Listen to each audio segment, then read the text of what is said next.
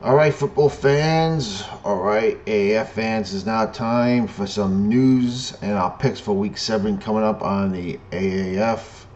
First, some news. Looked at the TV ratings last week for Week 6. I can only get the two games on the NFL Network. Obviously, not gonna get nothing on the Bleacher Report network on. And by the way, I don't know if people had any problem with the Bleacher Report live network last week, but I did. And it wasn't my internet connection because every other computer in my house was working fine. I would go to any other page on my computer, it was fine. I kept losing the connection on the Bleacher Report live. It drove me nuts. I couldn't really enjoy the game. And I'm sorry, but the AF has to find another network or get the other networks to add more games. This is probably why I don't buy Sling TV or Internet TV for this reason only. Terrible job on the BR Live network. Now, as far as the ratings go for the network, Saturday night's game was pretty good. 354,000 viewers, a rating of 0.25. Not bad considering this was a big weekend for college basketball. You had a lot of conference championships, a lot of conference semifinals. Sunday, there was a drop in viewership down to 234,000 viewers for a 0.19. But they keep saying the ratings are pretty good to the point where CBS, as the main network CBS, is going to broadcast 3 games. They're going to broadcast the Week 9 game between Memphis and San Antonio at San Antonio. Good move by them. Hopefully they'll have a crowd over 30,000. It'll be good for the network. It'll be good for the league. They're also picking up one of the conference championship games, the Sunday game, at 12 p.m., I think, on Easter Sunday. And the following week, they will have the championship game on the CBS main network, Saturday night, 8 p.m. And that game has now been switched to Dallas, Texas, and moved from Las Vegas. So I think the city of Vegas would be more exciting to go to, but I think the venue in Dallas is much better. But again, 100,000 seat stadium for a league that averages about 18,000 guessing. I'm not sure, but we'll see how that works out. Like I said, I think the highest seat should have the home field advantage for that game. Now, as for the attendance, the first game at Salt Lake, 8,150 fans, the second lowest of the season. Only Birmingham had a worse game the week of the tornadoes and bad storms, 6,500 people. I thought Salt Lake would do better than this. They don't have pro sports in town other than the Utah Jazz, but it seems to be a very big college sports town. I'm disappointed. I was really hoping this city would do good. So far, it's disappointed. Second game, Orlando, 18,358. Not bad, but I was expecting better. Your team is coming in at 5-0, facing a pretty explosive Arizona team. The temperature was 70 degrees. There was a light rain, but come on, you got to do better than 18,000 when your team is 5-0 and you're facing a team like Arizona that could score. I was hoping for over 20 again. We didn't get it. The game at Atlanta, 10,619. That's pretty much where they've been averaging. They've been averaging, 10-5, 10-9, and 10-6 for this game. So they're averaging about the same. And the San Diego Fleet had their highest attendance yet, 20,986. And because of the Fleet fans, the Week 6 attendance was better than the Week 5. So as far as the business end of this league, we still need the attendance to be better than this. The networks are pretty solid, and I think when this will be better when we have a game like TNT, and we'll drop the Bleacher Report live network. But we'll see. Now let's talk about these games this week. Talk about my predictions for this game. The first game, Saturday afternoon, 2 p.m. on TNT. Thank you, TNT. Orlando at Atlanta.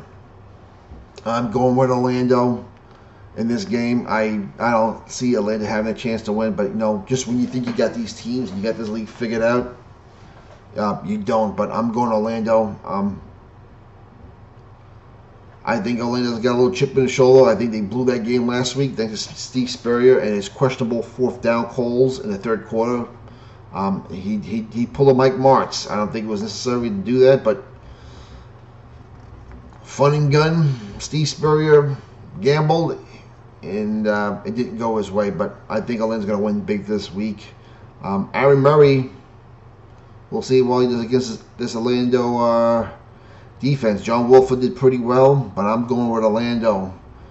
I'm going to go Orlando 29-15.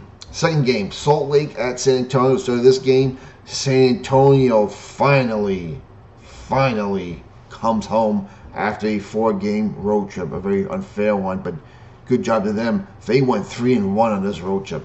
Very difficult thing to do. They're facing the Salt Lake City Stallions. I'm hoping they will get over 30,000 for this game on Saturday night. I'm going with the Commanders. The Commanders are hot right now. Now, do Salt Lake have a chance to win this game? Yeah, because Josh Woodrum has thrown for a lot of yards back-to-back weeks, and the one thing you can't do against the San Antonio team, you can throw the ball. Teams have been throwing the ball in this team the whole year. The key with San Antonio is if they get to your quarterback, it's going to be a long day. If you give your quarterback time, you can throw on this team. Forget about running the ball against San Antonio. No one has done that either. I think San Antonio's had to be home. Salt Lake has not done well on the road at all this year. I'm going with the Commanders this game.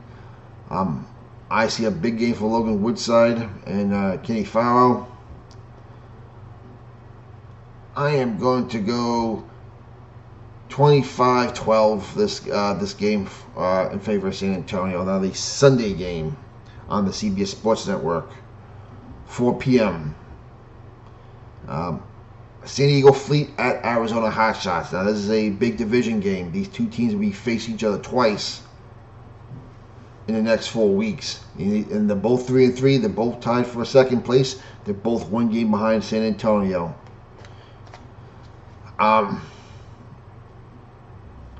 Like I said, it is hard to figure out Arizona. This was the team the Esberg said had the best team, would win it all. They looked great week 1. They had 3 piss poor weeks after that, and it looked good last week against Orlando with the upset. San Diego, you just can't figure them out. They have the best running game, but they don't use it like I should because Mike Martz loves to throw the football. Mike Bercovici is throwing for a lot of yards. He spreads the ball around great, but he makes mistakes. He throws picks, and he has a tendency of getting the ball knocked out of his hand when he gets sacked. With that in mind, John Wolford has been awesome. The Arizona running game is pretty good. The Arizona offense is pretty good. It's just a defense. Even after last week, I'm still going to question. San Diego plays every game close. I think this will be a close game. This is the game of the week, if you ask me. This is a tough game to call. I'm gonna go